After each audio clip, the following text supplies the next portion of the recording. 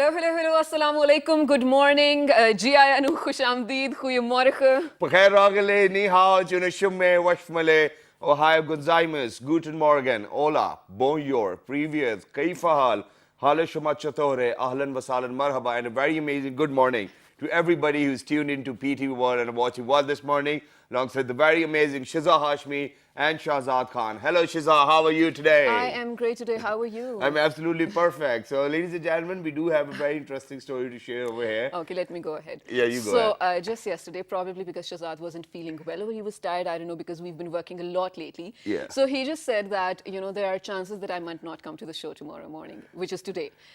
Obviously, I was shattered because it is a big responsibility when he's absent because he brings the energy factor to the show.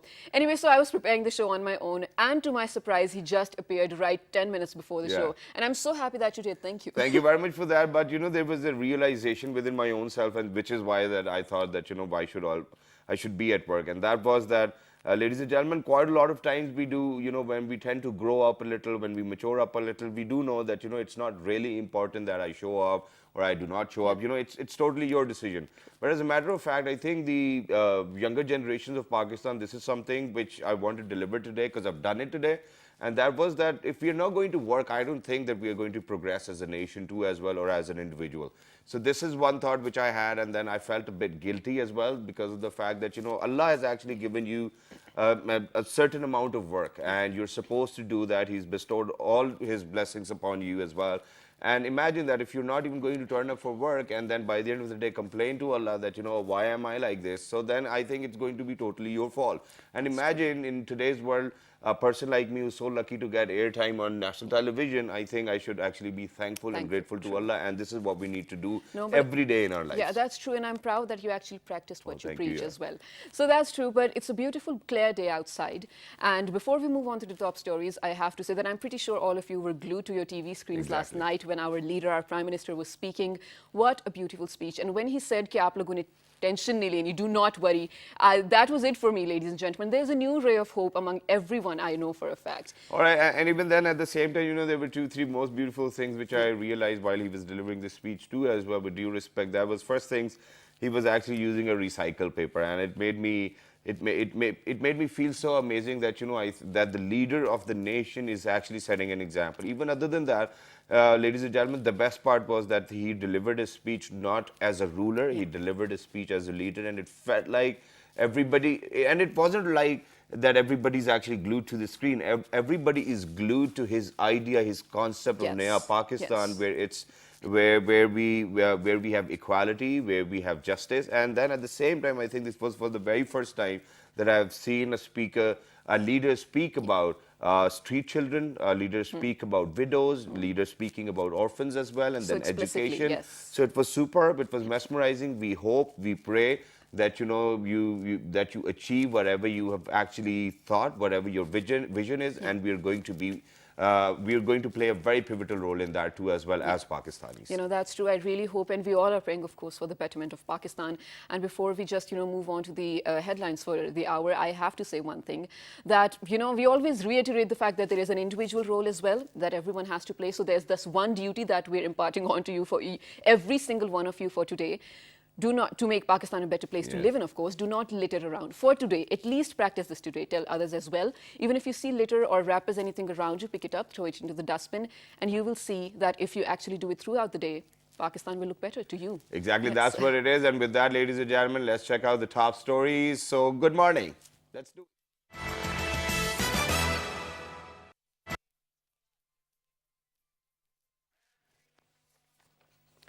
Pilgrims to perform the main ritual of Hajj, Waquf-e-Arafat today. There are any Hajis who are right in front of television, which I think is very hard right now, but do remember us all in your prayers, the entire nation, the entire Muslim Ummah.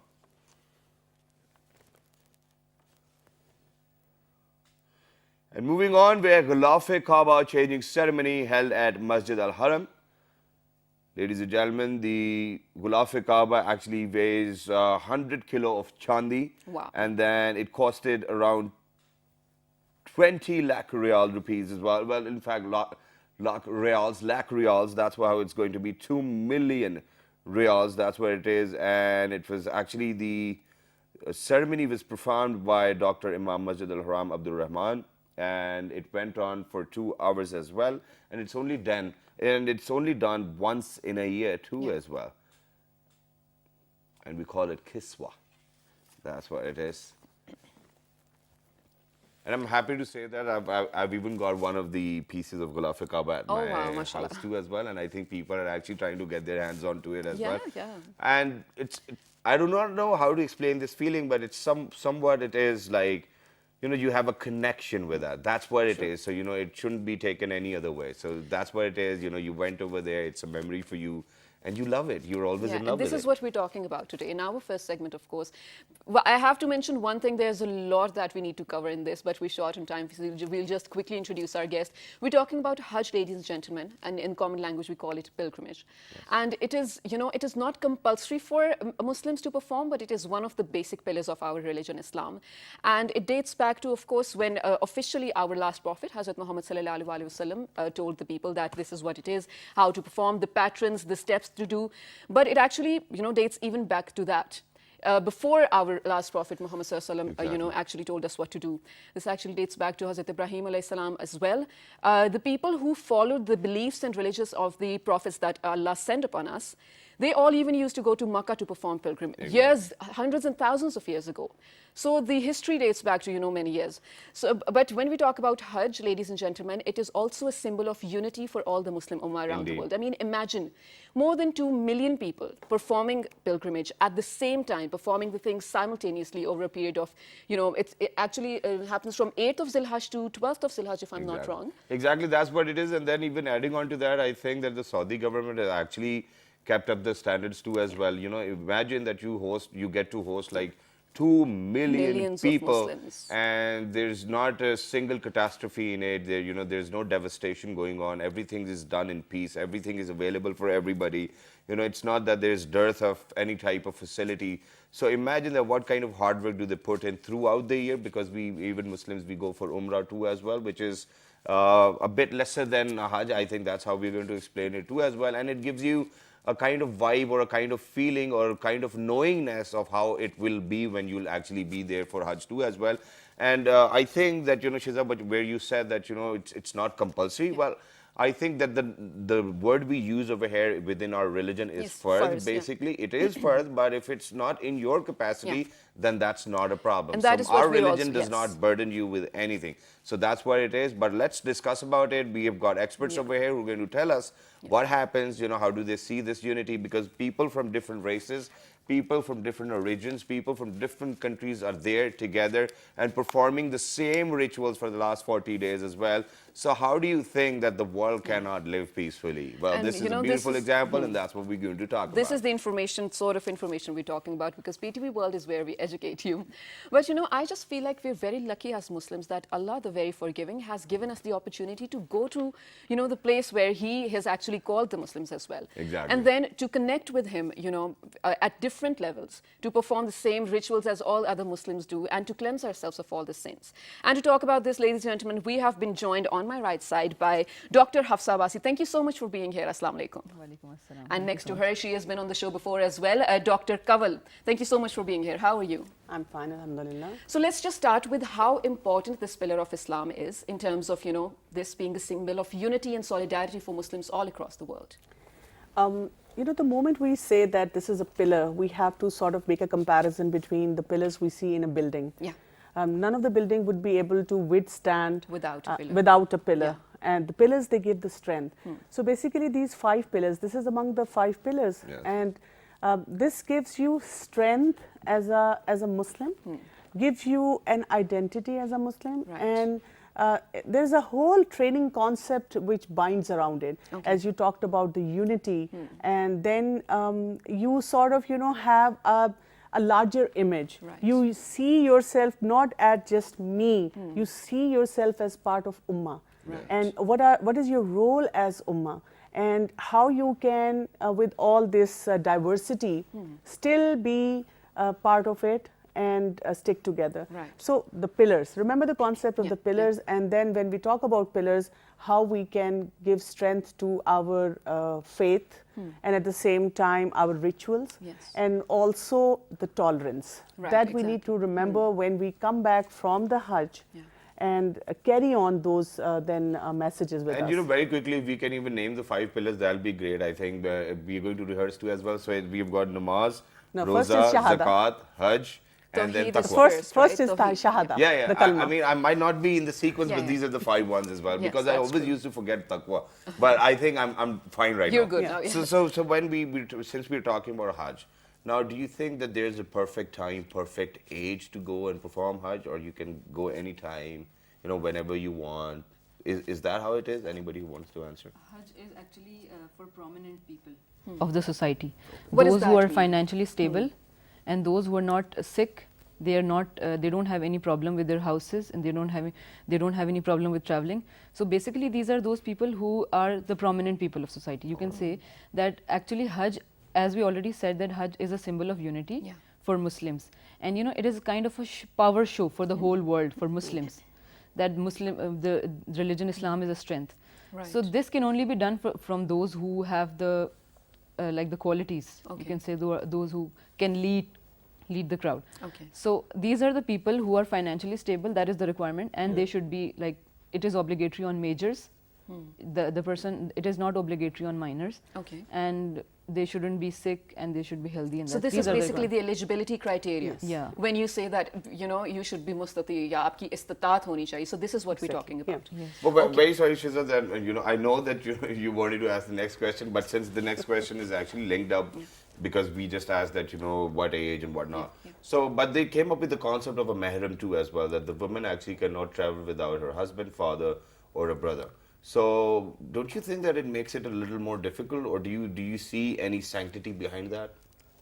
Yes, Dr. Hafsa, I'm there sure is you would- always a sanctity. Like woman, she is to be protected, and you can see that there are social problems around in traveling for the woman alone. So definitely they need to be secure, and this is only the concept that they should travel with their mahrams. And it's not only about Hajj, right? Women are advised to travel with the mihrams wherever they go. Yeah. Is this true? I would like to also add on over here that when we're talking about women going for Hajj, don't just think about the people who are educated or women who are very confident about going out in the society and performing their role. We are also talking about women who stay back at home. And they are not able to, even like, you know, they're so shy and they are not even confident about handling any matters. So let alone, you know, they're going there and being part of 2 million crowd. So Allah subhanahu wa ta'ala has basically given us this protective system that take a man from your family with you, and the moment you land over there, you do realize, Alhamdulillah, I have a mahram with me. Yeah.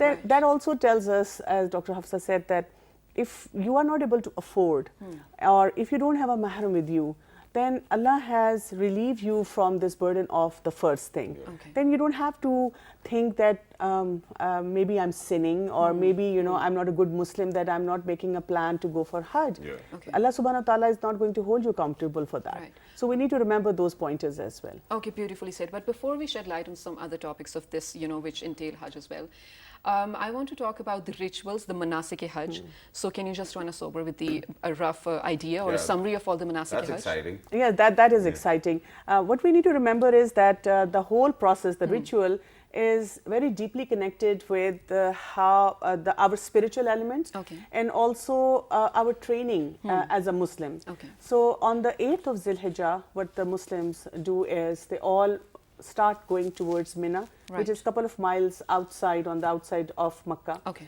And when they reach over there, all they do is they perform 5 prayers for the whole day. And what you're doing otherwise is you're just sitting in your camps and you are just doing some ibadah and reading recitation of Quran, doing your du'as, and that's all you're doing. I mean, sometimes people would be sitting over there and thinking, Allah subhanahu wa ta'ala could have asked me to do something more because Yeah. I have ample time at Right, hand. right. But that's the time when Allah subhanahu wa ta'ala tells us, you sit there and you just focus on these 5 prayers.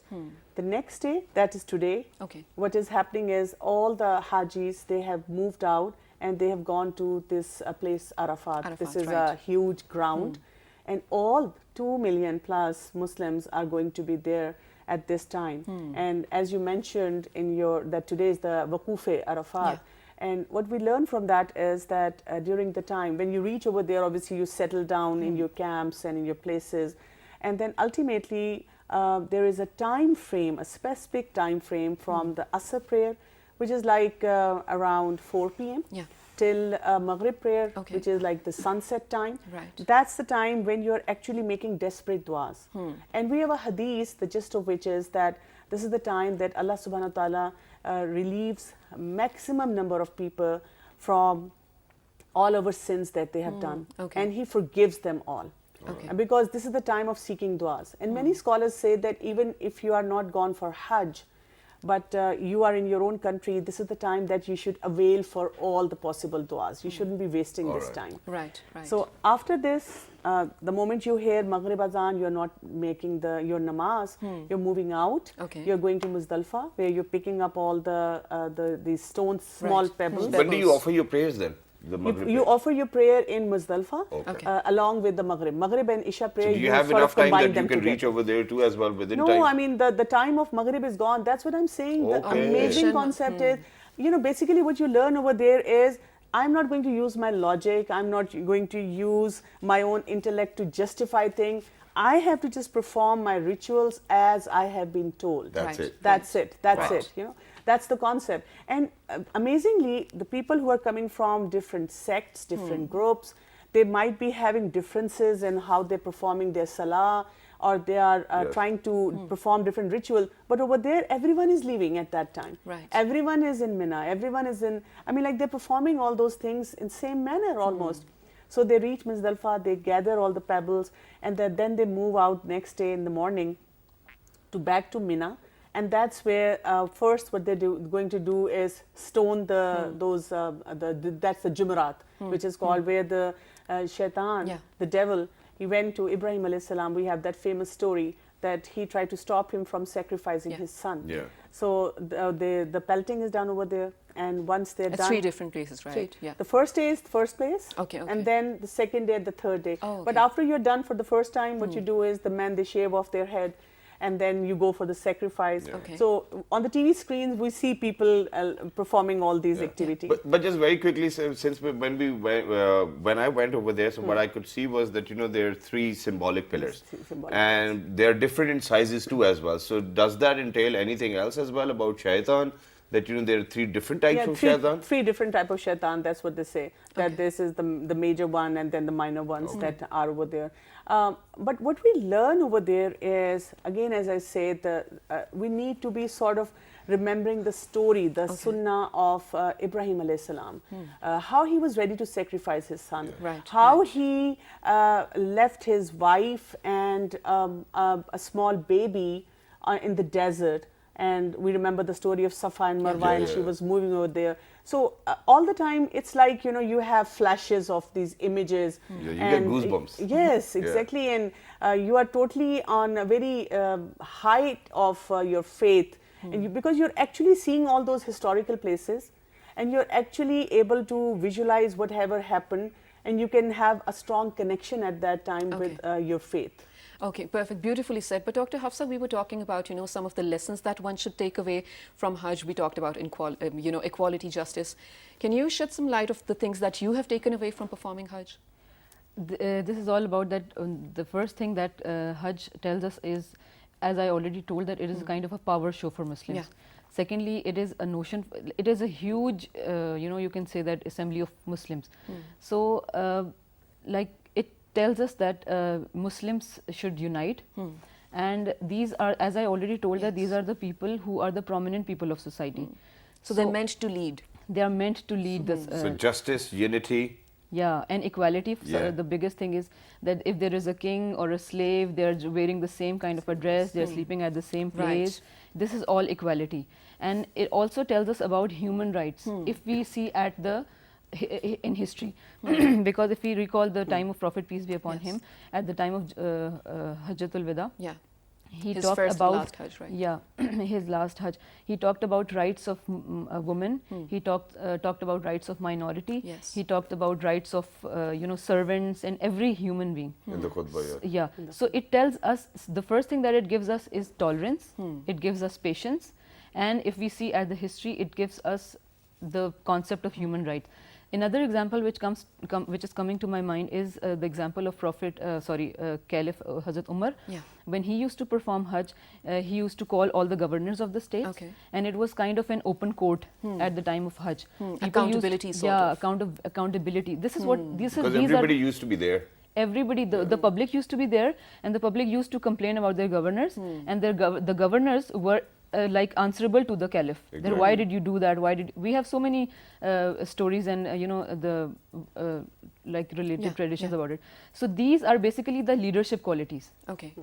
Yani That- Islam is preparing us to lead. Exactly. It is teaching us to be tolerant. It is teaching us to be justified. It is teaching us to be It is Considerate teaching us of to be other good ethics human for beings. human- I think Yes, that's yeah. what it is. But very quickly, if I'm wrong, you may correct me, because according to my knowledge, I think Prophet Muhammad sallallahu alaihi wasallam only performed Hajj once Yeah. in his life. Yeah. And now very quickly, so once you performed Hajj, since we have to wrap up the segment, how do you think that you need to plan your life then? Because once, okay, and what is the feeling?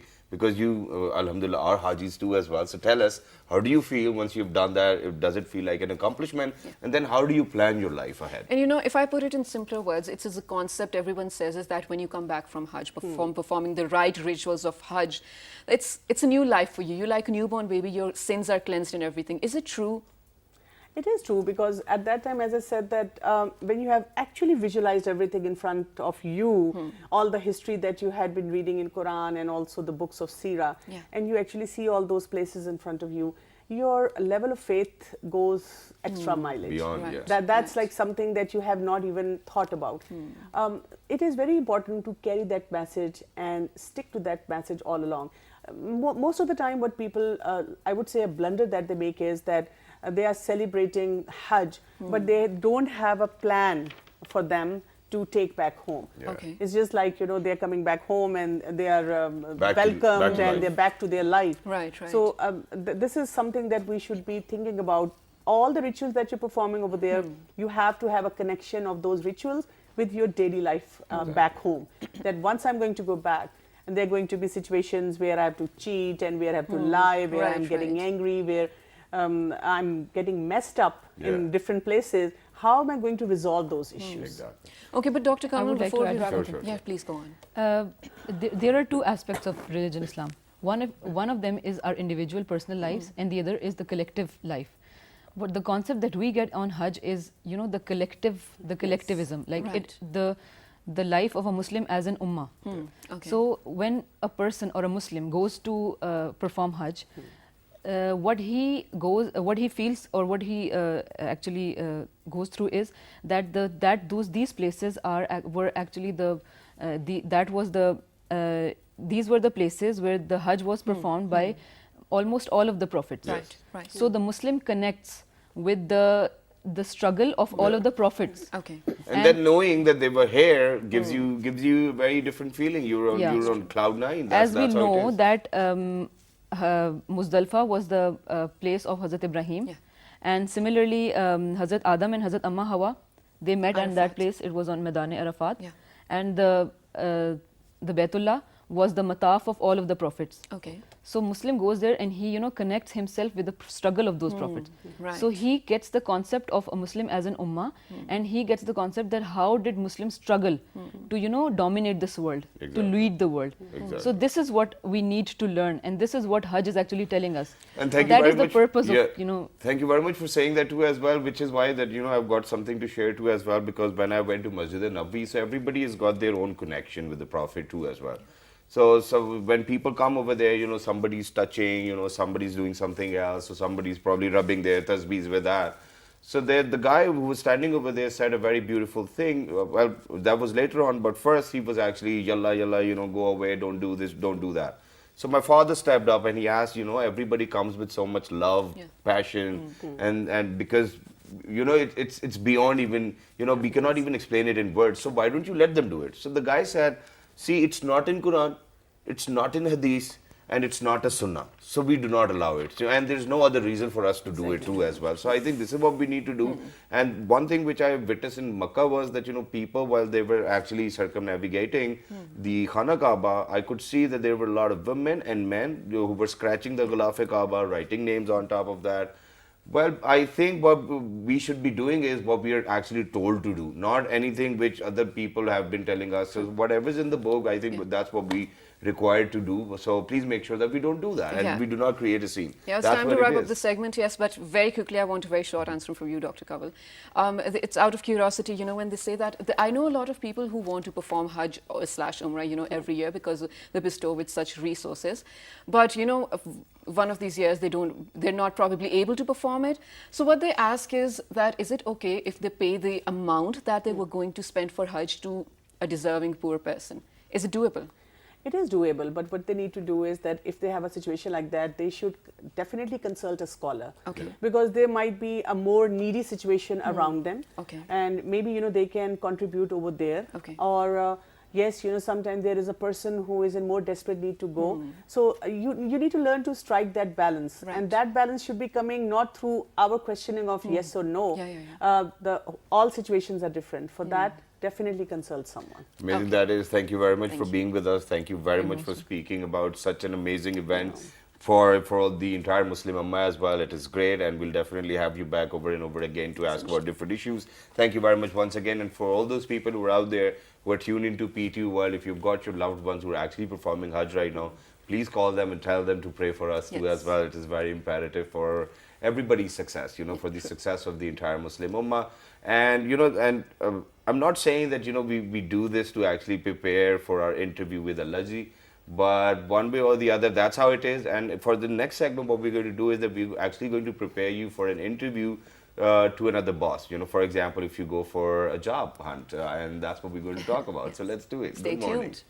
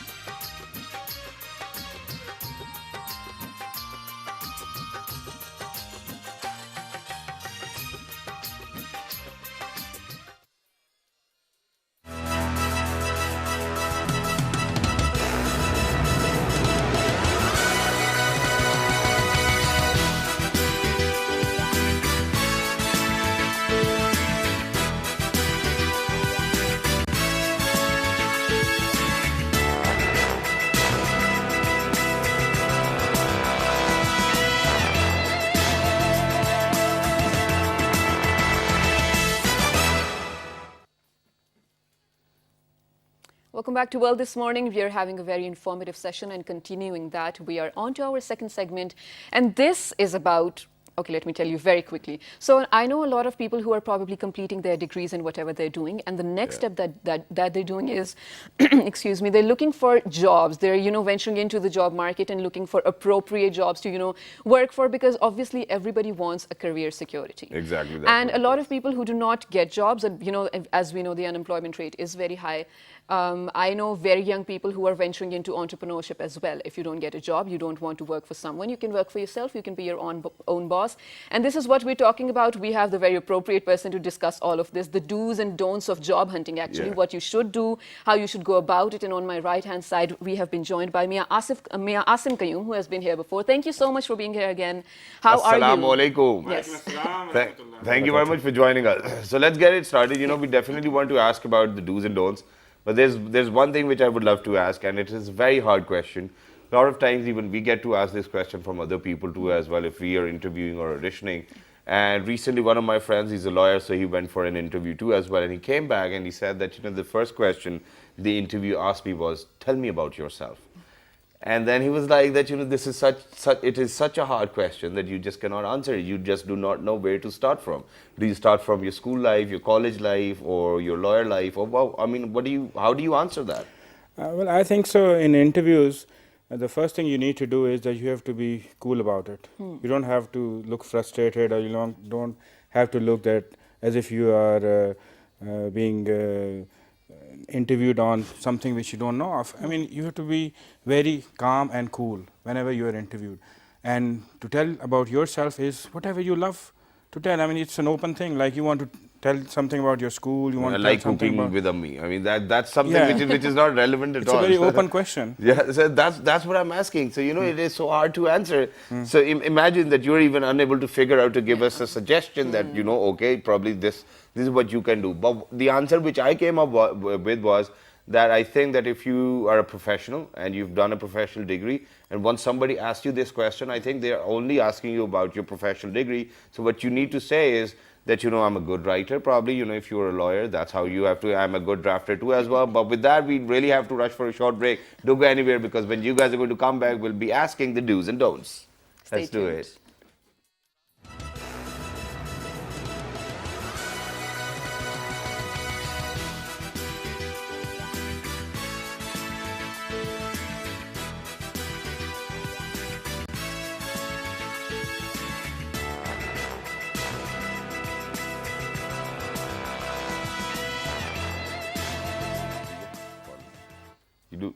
Okay, welcome back. We're very short on time, but before we move on, you know, there's a concept that I get to hear from everybody.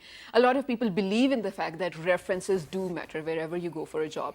And I actually can understand, because if I were, you know, working for an HR department, I would actually take your word if you were working with me, you know, for a person that you were suggesting, rather than going through the struggle of taking interviews and everything and, you know, finding the right person. So should we actually believe in the fact that references do matter and then, you know, sit back and wait for the right time? Or how should we go about it? I think so, definitely. If you've got well connected, if your peers who are senior to you in the same organization, like there are some organizations where people are already placed from a certain school, like from LUMS, from IBA. Right. So some organizations, they do have people who are connected to these kind of organizations, and they prefer for having people from those organizations. And it's basically the person himself, if he or she is a good PR practitioner since you can say the start of their bachelor's or master's, and they've been going to different kind of events which are related or not related to their professions. They meet senior people over there, like the HR heads, their HR forums. They can join in there, and when they know the people who are senior to them, who are senior in the profession, they can easily bring them in. So as far as I know, more than 80 to 90% of the jobs, they are being placed because people know somebody. Because somebody in Punjabi they say कि लामा दे सकते हैं. So if somebody Sorry, say it again. Lama.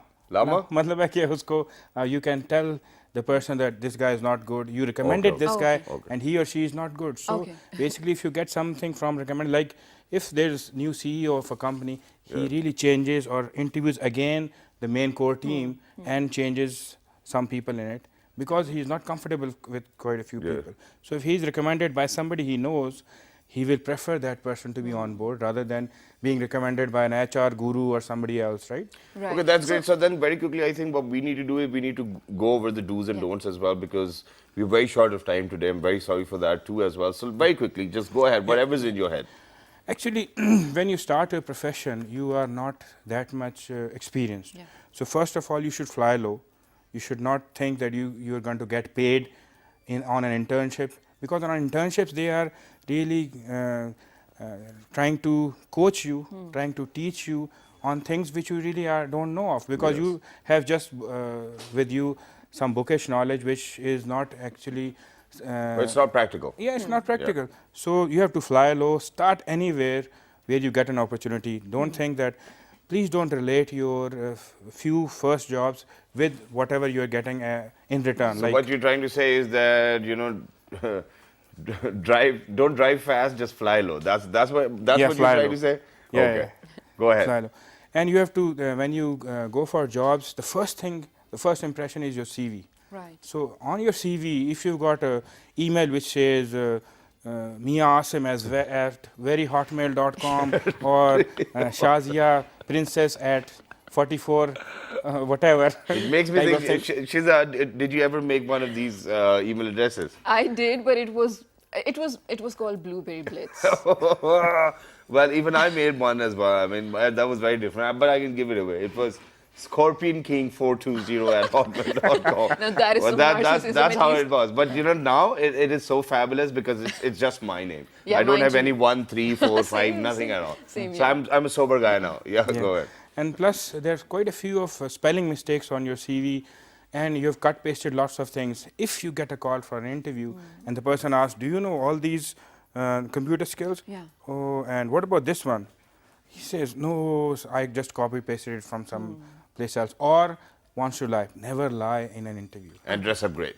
Yeah. I think that's great. Thank you very much for being with us. It was lovely to have you. I know that, you know, today we had a dearth of time too as well. It was very short, but we're going to have you over again, inshallah, after Eid. Inshallah. And we hope that you've actually purchased your goats and cows too as well. And then you'll be fulfilling your religious obligation too as well. But with that, ladies and gentlemen, do you want to say something? No, I was actually going to say the same. If you haven't, go out and buy your goats, cows, or whatever you have to. I have to do it today.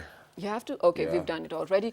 And from, you know, tomorrow on and day after that, as Eid starts, Eid transmission starts on PTV World as well. And we're so excited to share that with you. But before we leave, please take care. And if you have any suggestions or feedback, write to us on our Facebook page, which is with the name of Well, this morning. Twitter. Well, this morning without G. Well, that was Facebook. Really? Yeah, Facebook is Well This Morning. Twitter is Well This Morning without a G. Yeah. And YouTube and Dailymotion. Yeah, that's is Well This Morning once again. And the repeat is going to 5 be past 11 p.m. But ladies and gentlemen, before we wrap up, please make sure that you tune into our e-transmissions as well, because we put in a lot of hard work alongside our teams, our All of the team, cameramen, our yes. IT, Producers, administration, our other anchors as well, because they've been very supportive. Oh, you're looking great and whatnot. And you know, the Well This Morning's Eid special transmission is actually going to run from 11 a.m. till 1 p.m. on the first day of Eid, second day of Eid, and probably on third day of Eid too as well. So look after yourselves, and Take we can say that in advance too, but let's not just do that. Ladies and gentlemen, love yourself and be yourself. That's what it is. 1, 2, 3. Good morning. morning.